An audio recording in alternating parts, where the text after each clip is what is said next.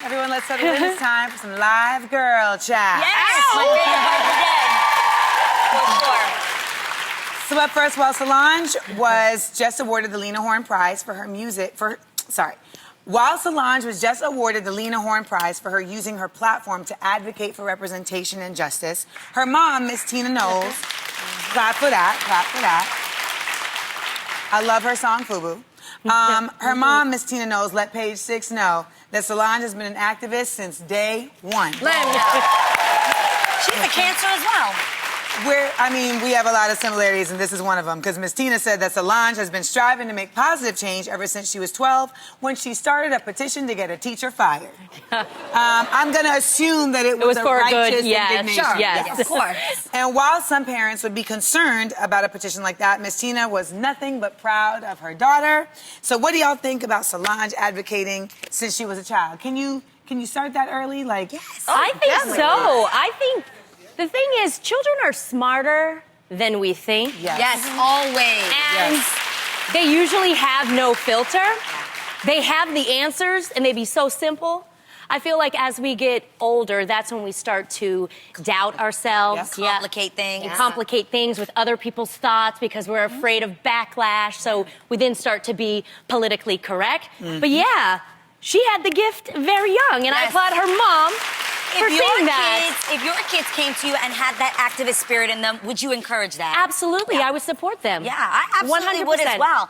I tend to be way more passive, and we're working on this. It's something I'm working on about speaking up, because I feel that I'm quicker to defend or speak up for someone else quicker than I would for myself.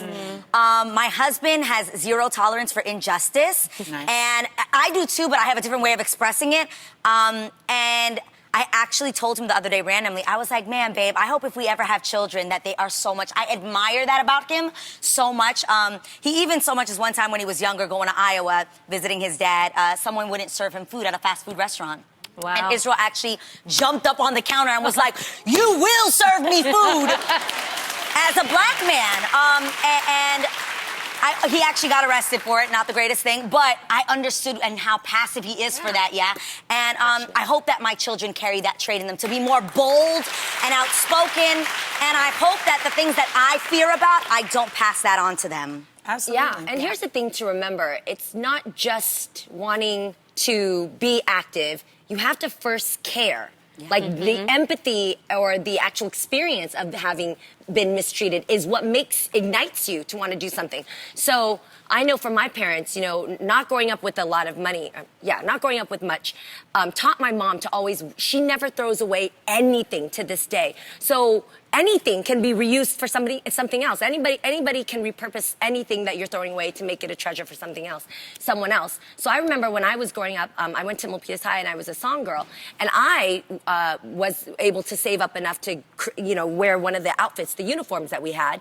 But the girls that were on my team, they couldn't afford it, so they wore like the just blue T-shirts and a skirt, and I felt so bad for them. So I came up with a program where, for the school rallies, they were all able to work to sell like the concession stand foods or make signs, and they sold each of them, and they started making so much money. They bought outfits that were even doper than mine. They bought but that's amazing. That's so cool. And sometimes you can care, but I think sadly sometimes generationally there's also fear instilled in us not to speak up. So I think that there's something specific though about fighting against injustice, and activism. I think that's super dope, but I think there's also this thing about when there are injustices happening, whether it's related to race, to LGBTQ community, to sexism, a lot of times kids can feel like they don't have a voice, they don't have skin in the game. I was on a flight a couple years ago. I end up making friends with people on planes all the time.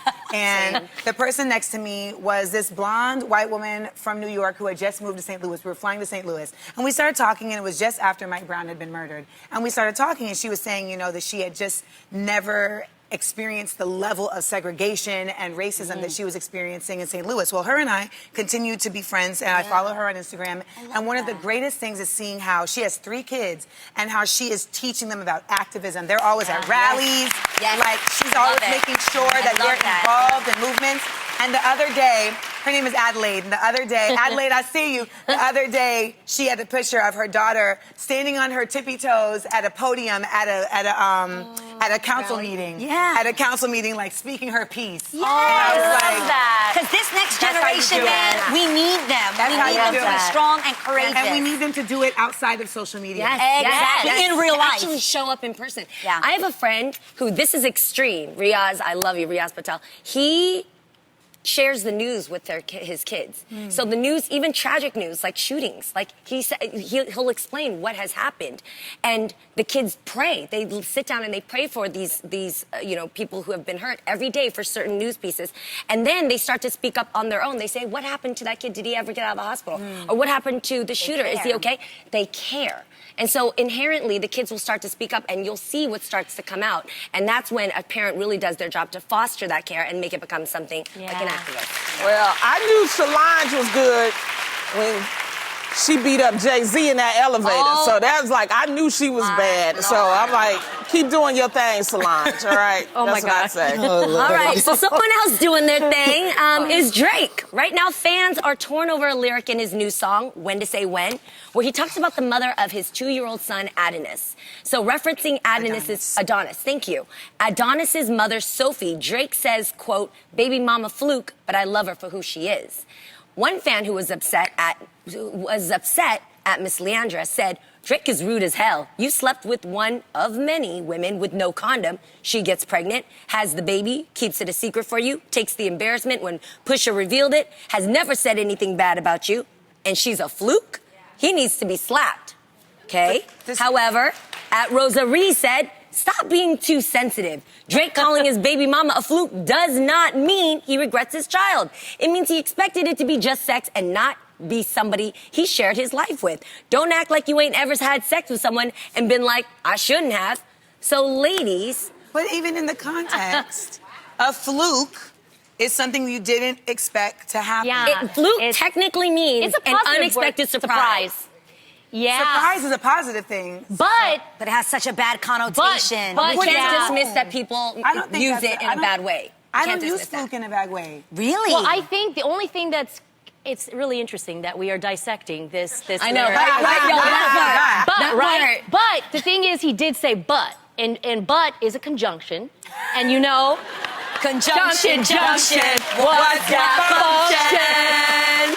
Usually, the phrase after but is a contrast of what was said. So then he was probably using meant it in a negative way. Yeah, he did mean it in a negative way. I don't know why we sitting up here trying to act like it's I not. just don't think it's that. Because You if want to it be called wasn't- a fluke on a record? I wouldn't want to be called That's a the thing. fluke. I think I'm for the probably calling the kid- baby daddy a fluke. Like, I didn't want you to be my baby daddy. I know, neither. Yeah, but why we gotta my put it- kid got to hear that record years from later. Later. Stop Yeah. sleeping with rappers if you don't expect weird stuff to get said. Like, it's like, when has... Drake has spent a career... This isn't anything new for Drake. I'm just saying he spent a career, like, talking about the women that he has messed with Can I say in a something after less she's than done? positive Y'all way. keep interrupting me. Yes. Okay. The whole point of the matter is life imitates art sometimes, but it don't always have to. And this is a child that's involved. Yeah. I don't know how this child is going to feel when it grows up. And that was my concern. I don't care about the adults in the situation, but for that baby, when they had to grow up and, you know, in 15 years and to hear how his parents are talking about him, I just think as a nation, we need to be more careful of how we are responding to this kind of stuff. And I'm going to tack on to you, Lonnie.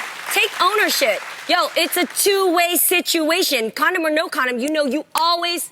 America, you always face risk, even with the birth control pill, that you could get pregnant no matter what contraceptive you use. Yeah. So he should know that his pants came down just like hers. Yeah. You in it too, so you also. I don't think he was dissing the kid in any way. I think he was dissing the baby mama. which inherently ends up dissing the is child, never good. because that's their Again, mother. Stop giving value to those who haven't been saying valuable things. Like, he's a rapper, he's talking on rap records. Like, this is completely on, this is completely on trend with how he raps about women in his music. So let's I take feel him out like- of the equation. As a father, do you think you should ever speak badly about the mother of your children? No. No. Nope. Okay. It's never okay. And I feel the same way about low-key moms. I think there is a way to handle these things. Obviously, my parents are divorced. Things could have got awkward. I'm sure there's plenty that could be said. But I think my mom protected us so that she didn't have a father, and I think that to her was bigger than making her point proven that he wasn't a great husband or And whatever then the case might be. we also, she was too- like, I want my kids to have a father. To agree with you, Lonnie, we have to remember that the lyric, that is in ink. That'll be forever. It's in record. And Drake is very popular. So when that child grows up He'll be and that very child popular. goes to school, kids can be bullies, man.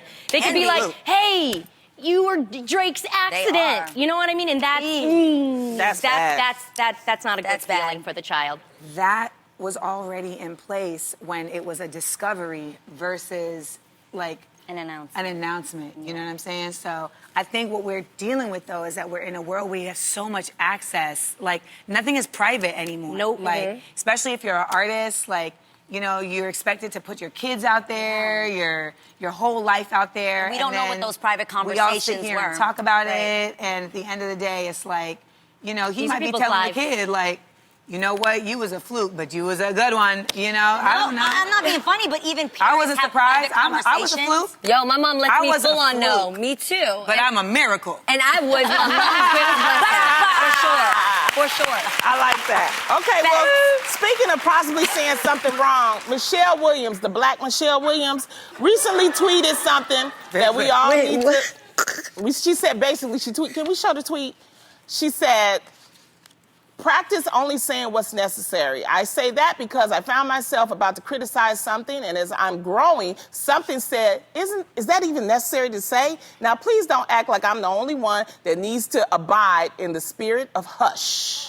That's pretty So real. what do you ladies think about the spirit of hush? So I have on With- socks Yes. that literally say, "Stop." Oh, you're talking. flexible? You said I'm flexible. You're flexible? I was a gymnast, Tamira. I was a gymnast. I know. No, that's so real though. Like some people be saying things that they don't need to say. And then some people say things that they don't mean. When I heard this, I thought about something for me that's it gets me aggy. It's when it's the no apology. I think sometimes the apology is very important because it helps to bind things and it helps to actually help you grow from it. Relationships can grow so strong from the apology. But when some people bust out with the faux apology, What does it sound like? it sounds It's like empty. It sounds like, okay, there's two of them for me that hit me. One is, what? Okay, I'm sorry. Fine. yeah. Do you feel better? Ooh, that's a punch in the throat. Right. Okay?